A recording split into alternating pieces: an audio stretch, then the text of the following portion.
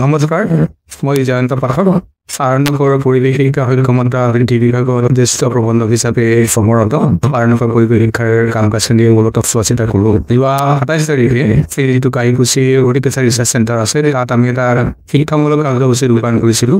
Kahikuchi research চেণ্টাৰৰ সহযোগত আৰু ইনফ্ৰো আৰ্ভিয়ানৰ সৌজন্যত আমি একেলগে লগ হৈ কাম কৰিছিলোঁ। তাত আমি এটা চিন্তা কৰিছিলোঁ যে এতিয়া যিটো নিউ এডুকেশ্যন পলিচি আছে, নিউ এডুকেশ্যন পলিচিটো এগ্ৰিকালচাৰেল এডুকেশ্যনৰ ওপৰত যথেষ্টখিনি গুৰুত্ব প্ৰদান কৰা হৈছে। আৰু আমি ভাবিছিলোঁ যে আমাৰ ল'ৰা ছোৱালীখিনি আমাৰ যিটো বিজ্ঞানৰ শিক্ষা, পৰিৱেশৰ শিক্ষা, এই কথাখিনি কেৱল ক্লাছৰুমৰ পাঠ্যপুথিৰ লগত জড়িত নথকাকৈ হাতে কামে কৰিব পাৰোঁ নেকি, সেইটো উদ্দেশ্যতে আমি তেখেতসকলক কাহিকুছি ৰিচাৰ্চ চেণ্টাৰলৈ লৈ গৈছিলোঁ।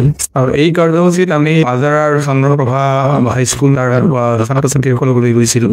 তাত আমি বিশেষকৈ তেওঁলোকক মানে সৰু সৰু কথা, যিখিনি কথা আমি যেতিয়া উদ্ভিদ বিজ্ঞানৰ কথা বা কৃষিৰ কথা বুলি ক'লে আমি কিছুমান কথা আমি নাচাওঁ, যেনেদৰে পলিনেশ্যনৰ কথা, কেনেকৈ পলিনেশ্যন হ'ব পাৰে, বুলি কি ধৰণে পলিনেশ্যনত আমাৰ সহায় কৰিব পাৰে, গোটেই কথাখিনি সামগ্ৰিকভাৱে তাত আলোচনা কৰা হৈছিলে। তাত আমাক বিশেষকৈ দুগৰাকী জ্যেষ্ঠ বিজ্ঞানী আমাক সহায় কৰিছিলে, ডক্টৰ সমীৰণ পাঠক ডাঙৰীয়া, ডক্টৰ ডালিম পাঠক ডাঙৰীয়া। তেখেতসকলে ল'ৰা ছোৱালীখিনিক ইমান সুন্দৰভাৱে গোটেই কথাবোৰ বুজাই দিছিলে। আৰু সেই ল'ৰা ছোৱালীয়ে সেইবোৰ কথা উপলব্ধি কৰি তেওঁলোকে এনেকুৱা ধৰণৰ এটা আগ্ৰহ প্ৰকাশ কৰিছিলে যে যিখিনি সময় বন্ধ থাকে তাত তেওঁলোকে গৈ আকৌ নতুনকৈ শিক্ষা গ্ৰহণ কৰাৰ কাৰণে আগ্ৰহ প্ৰকাশ কৰিছিলে।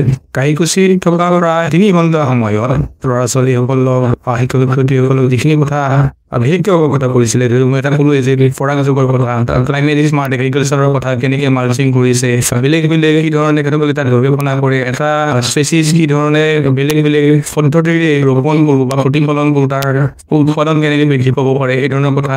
তাৰ বাহিৰে এটা নাৰিকলৰ খেতি আছিলে, সেই ধৰণৰ কথা কৈছে। আধুনিক আজিকালি যিখিনি আমাৰ পপুলাৰ হিচাপে চকলেট গছ বুলি কয় কফু, তাৰ সম্ভাৱনাৰ কথা কৈছিলে, মাটিৰ গুণাগুণৰ কথা কৈছিলে, ফ্লৰিকালচাৰৰ গোটেই কথাখিনি তেখেতসকলে ডিছক্ৰাইব কৰিছিলে। এই কথাখিনিৰ পৰা কেনেকৈ মানুহৰ জীৱিকালৈকে যাব পাৰে, বিজ্ঞানৰ শিক্ষালৈকে যাব পাৰে, এই কথাখিনি তেখেতসকলে অতি পুংখানুপুংখভাৱে ছাত্ৰ ছাত্ৰীসকলক বুজাই দিছিলে। লাভ কেনেকৈ গছত লগাব পাৰে, তাৰ পৰা কেনেকৈ উৎপাদন বৃদ্ধি হ'ব পাৰে, কৃষি বননীকৰণৰ পৰা আমাৰ কেনেধৰণে জীৱিকা উপাৰ্জন হ'ব পাৰে, তাত শিক্ষামূলক কথাখিনি তাত আছেই। এই ধৰণৰ কথাখিনি তেখেতসকলে অতি সুন্দৰভাৱে পৰ্যায়ক্ৰমে বুজাই গৈছিলে। মাটিৰ গুণাগুণৰ কথাখিনি তেখেতসকলে তাত কৈছে। আৰু এই গোটেই আমাৰ প্ৰক্ৰিয়াটো চন্দ্ৰপ্ৰভা বৰা হাইস্কুলৰ শিক্ষকসকলে সহযোগ কৰিছিলে। আমাৰ নিজৰ আৰণ্যকৰ পৰিৱেশ শিক্ষা বিভাগৰ টিকেন্দ্ৰজিৎ গগৈতেও যথেষ্ট আগলৈ কামখিনি কৰিছিলে। আৰু আমি ভাবোঁ যে আমাৰ ল'ৰা ছোৱালীসকল যথেষ্ট উপকৃত হৈছে।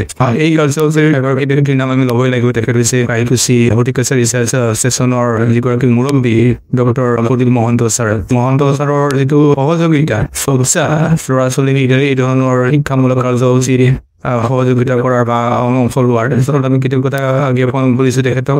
লগতে চন্দ্ৰপ্ৰভা বৰা হাইস্কুলৰ প্ৰধান শিক্ষকৰ আগ্ৰহ বা শিক্ষকসকলৰ আগ্ৰহক আমি শ্ৰদ্ধা জনাইছোঁ। আৰু গোটেই কাহিকুছি ৰিচাৰ্চ চেণ্টাৰৰ আমাৰ গোটেই যিসকল কৰ্মচাৰী আমাক গোটেই প্ৰক্ৰিয়াটোত সহযোগ কৰিলে, আটাইকে আমি কৃতজ্ঞতা জনাইছোঁ। আৰু ভৱিষ্যতে আমি এনেকুৱা ধৰণৰ কাৰ্যসূচী আগবঢ়াই লৈ যাম বুলি আমি এটা বিশ্বাস ৰাখিছোঁ।